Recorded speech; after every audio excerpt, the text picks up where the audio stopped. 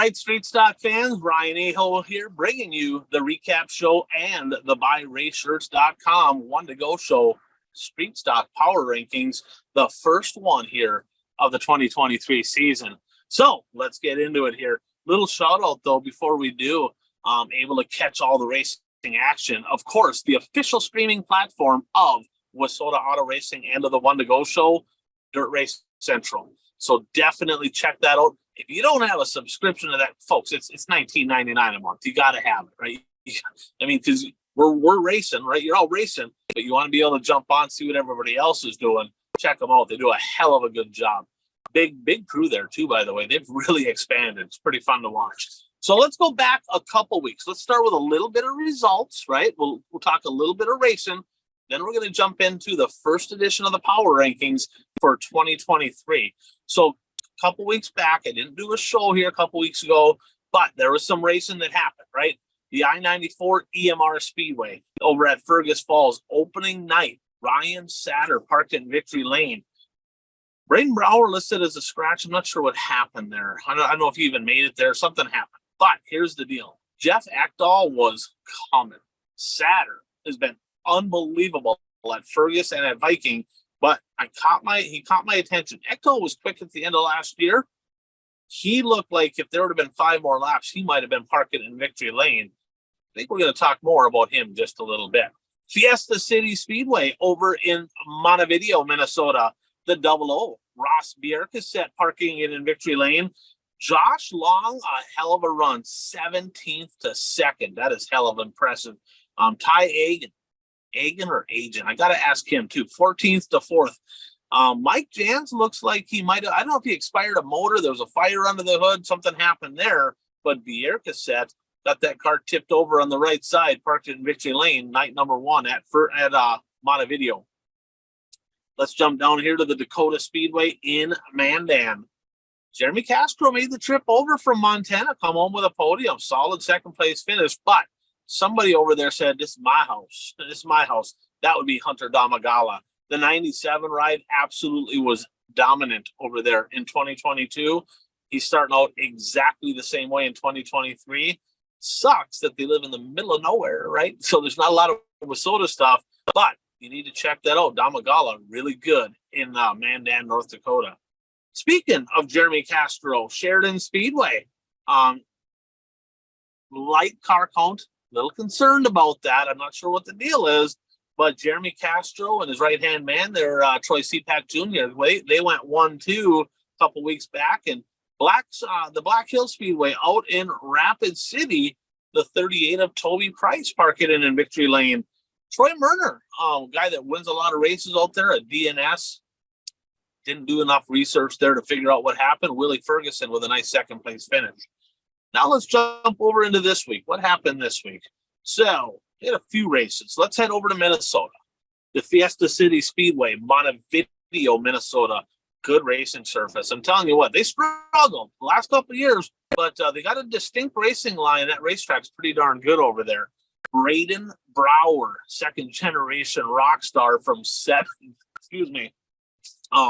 literally took advantage of a restart pretty late, drove right around the outside of Mike Jans, which is hard to do because Jans wins a ton of races out there, but Braden Brower, a national title contender here in 2023, flexing some muscle, parking it in Victory Lane.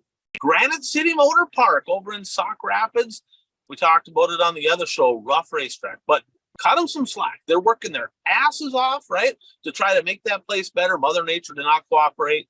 Might take a week or two, but give them a chance. I think that racetrack's going to be pretty good. Caden Woody with an impressive, flat-out dominating performance, putting his motocross, snowcross skills to work through the whoop sections there. He was not afraid to get after it. Hopefully he nuts and bolts that car because he was flat-out charging and zero fear with that kid. So Caden Woody, your opening night winner in Sauk Rapids. Let's head to Montana. Electric City Speedway out in Great Falls. Luke Zampich, another marathon race. Donkey Award to most of the field, right? Out there in Great Falls. I mean, what are we doing here? Like 800 cautions. And like, come on, guys, right? I don't know if it was a track or what was going on, but she was interesting. I asked him, I said, I messaged him on Facebook. I said, hey, congrats. First career win. That's awesome. It always feels good to get that win. I'm like, what were you thinking on those yellows? Because there was a bunch. And he's like, man, it was getting frustrating. It was getting really, really irritating. But he kept his composure. He kept his poise, and he flat out checked on him. Great opening win for him. North Dakota, Devils Lake Speedway in Prairie, North Dakota, the race of the week. And if you haven't watched this one, jump on to Darn TV.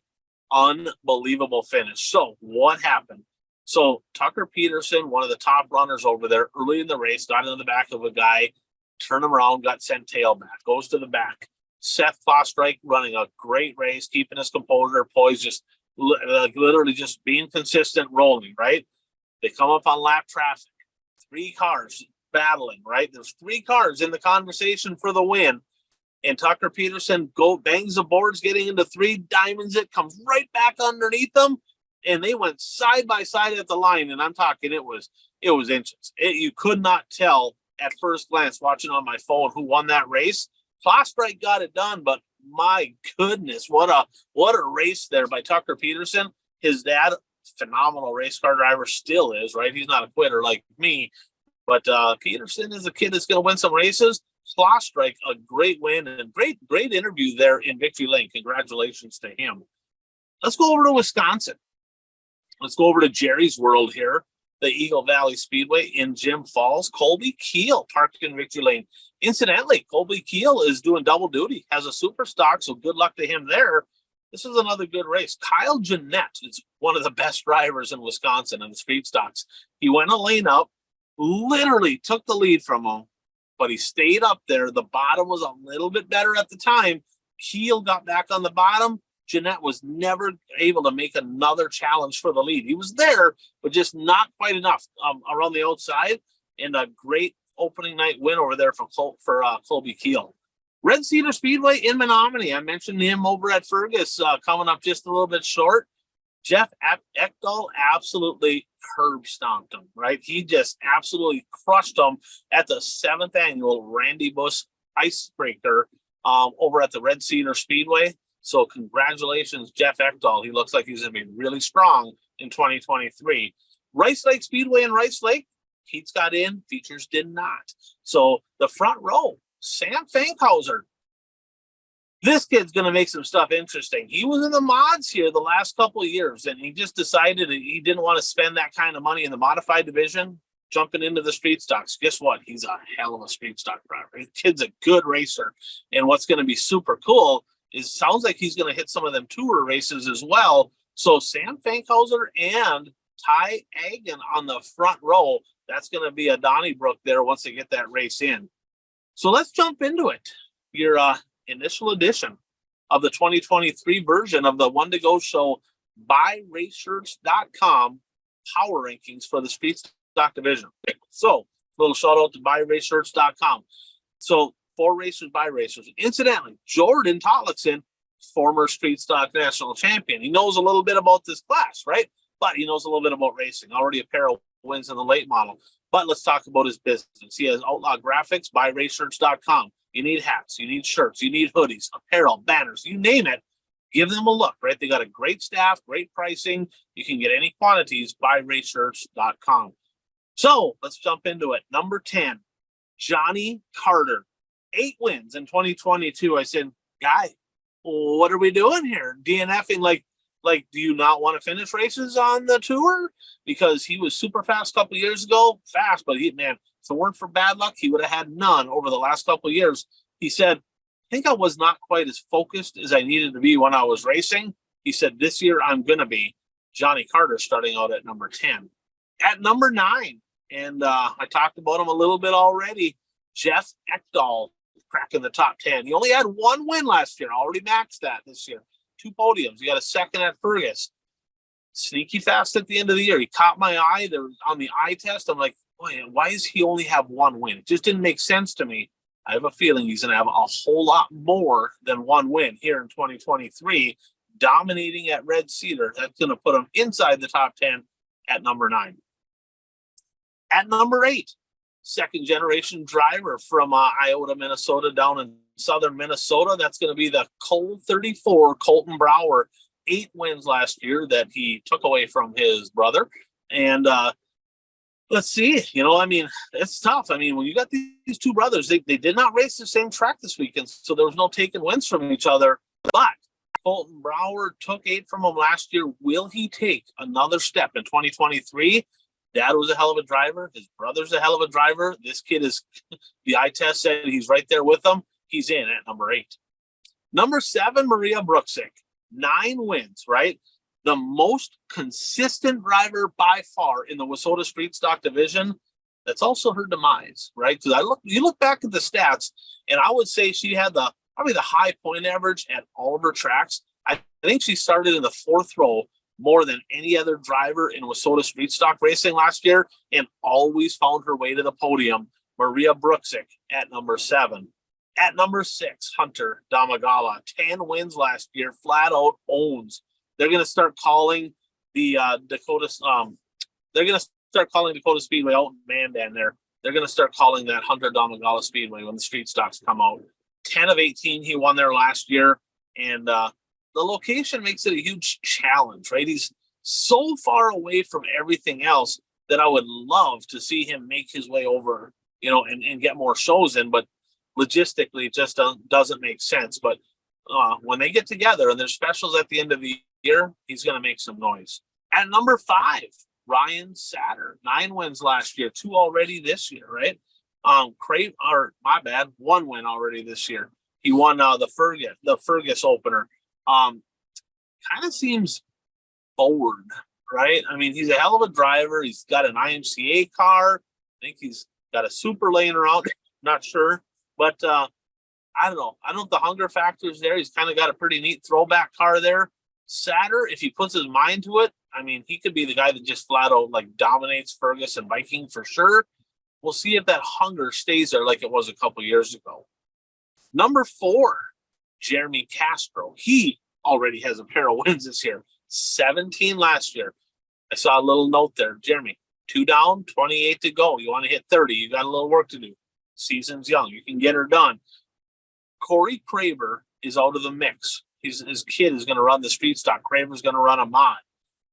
It's time for him to step up and show everybody that he flat out owns it out west. There's some pretty good hot rods out there, but he right now, and there's a couple others.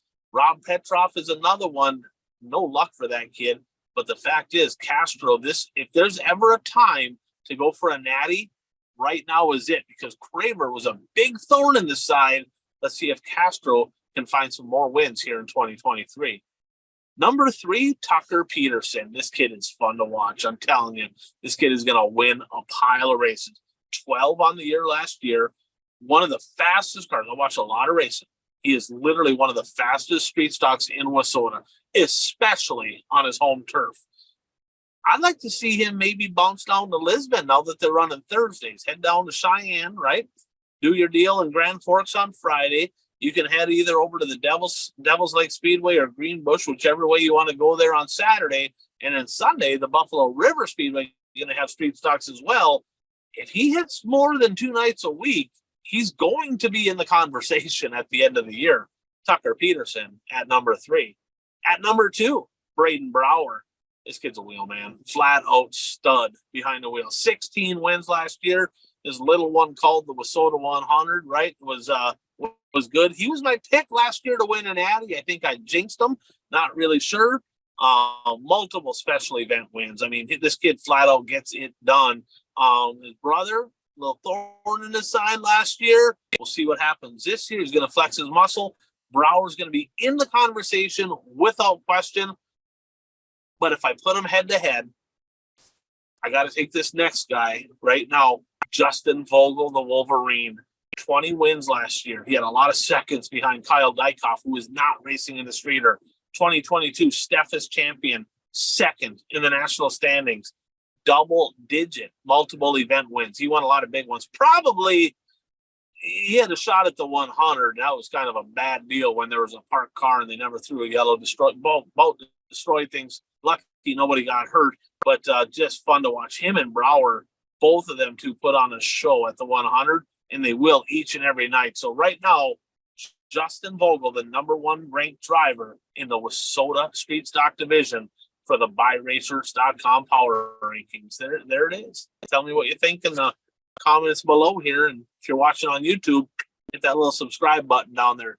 Thanks for tuning in. We'll see y'all next week.